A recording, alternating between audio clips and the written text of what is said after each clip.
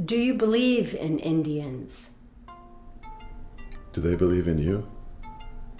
When did you first learn about Indians? Did you grow up knowing Indians in your town, or just Indians on TV? Which did you find more fascinating as a child? Indians or dinosaurs? Why? Have you ever visited a reservation? Have you ever longed to meet an Indian? Why? Have you ever asked yourself, what do I want from Indian people? What do you think Indian people want from you? Have you ever wanted to be savage? Wild? Free? What are savages for? Do you ever feel guilty about American history? Do you worry about the environment? The economy? The country? Current events? Crippling depression? Globalism? Got you down? Do you suffer from existential ennui?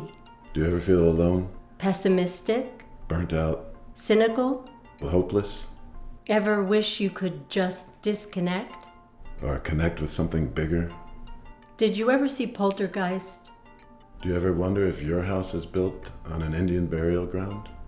Have you ever wondered what savages are for? What are savages for? What is savage philosophy? What is savage philosophy?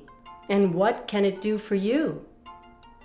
And what can it do for your business?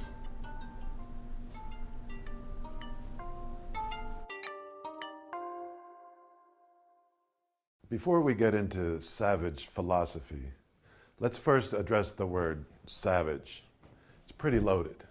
I just want to take a moment and acknowledge that I'm operating as a representative for the New Red Order when I say savage. So I'm not saying savage. I'm saying savage by proxy.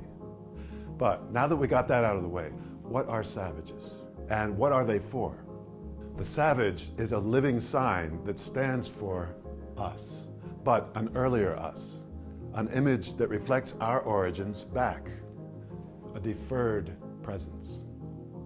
Savage, as a sign, creates a belief in progress, improvement, advancement. It offers what we could not otherwise know about ourselves. Where do savages come from?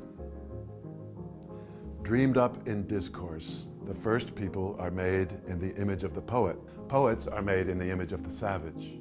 Savage philosophers are poets who have survived into the age of positivism. Language is the flower of the mouth.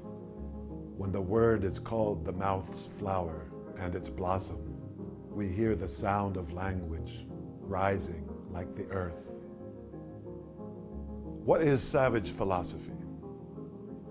Savage philosophy operates through discourse, which is not merely an instrument for the communication of thought, but an occasion for the deployment of forces. It asserts that signs have a real and physical connection with things. Signs take part in things instead of taking their place. If magic confuses representation with reality, savage philosophy makes representation into reality. Brighter stars will rise on some voyager of the future than shine on us. The dreams of magic may one day be the waking realities of science. Philosophers are comparable to savages because they pay too much attention to what words mean, thinking too little about how they are used, or too much attention to how they are used, and too little to what they mean. Either way, splitting and confusing the ideal and the real. Errors. Which errors offer the most advantages when the world has gone savage? The realist in the era of imperialism still thinks as savages do. And what savages do, above all, is to confuse signs with things.